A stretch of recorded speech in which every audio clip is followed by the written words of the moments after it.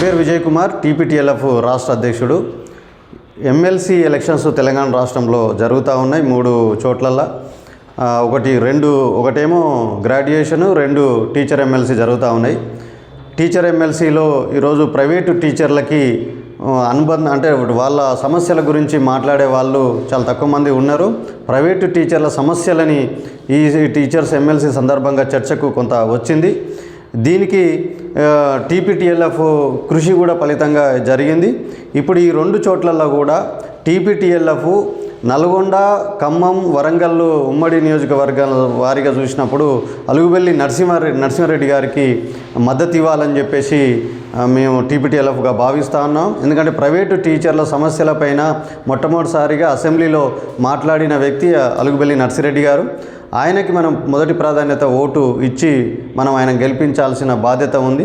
భవిష్యత్తులో కూడా ఆయన మాట్లాడే అవకాశం ఉంది. సబితా ఇందర్ రెడ్డికి గతంలో ఆయన ఒక మెమోరాండం ద్వారా ఆయన అట్లాగే కౌన్సిల్లో కూడా ఈ చర్చ అంటే ప్రైవేట్ టీచర్ల సమస్యల మీద లేవనెత్తిండు. కాబట్టి అట్లాంటి వారిని గెలిపించడం చాలా ఉపయోగం.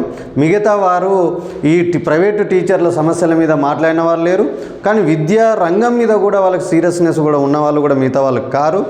ముఖ్యంగా ఈరోజు అంటే కరీంనగరు, ఇంకో నియోజకవర్గం కరీంనగరు, ఆదిలాబాదు అటు నియోజకవర్గం మెదక్ నియోజకవర్గంలో కొంతమంది పోటీ చేస్తున్నారు. అక్కడ అశోక్ కుమార్ సార్కి టీపీటీఎఫ్ ఆయనకి మద్దతు ఇవ్వాలని చెప్పేసి మేము భావిస్తూ ఉన్నాం.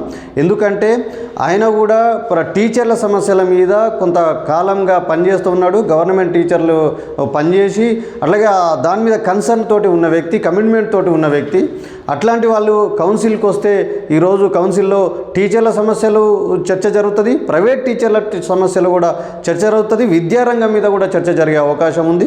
ముఖ్యంగా బీజేపీకి సంబంధించిన మల్క కొమరయ్య కానీ మిగతా వాళ్ళు కానీ వాళ్ళు విద్యారంగాన్ని చేసిన పైగా వ్యాపారాలు హైదరాబాద్ నగరంలో ఢిల్లీ పబ్లిక్ స్కూల్ అని, పల్లవి స్కూల్స్ అని పెద్ద పెద్ద వ్యాపారం చేస్తున్నారు తప్పితే వాళ్ళకి ప్రైవేట్ టీచర్లు, అందులో ఉన్న ప్రైవేట్ టీచర్లకు కూడా వాళ్ళు చేసింది ఏం లేదు.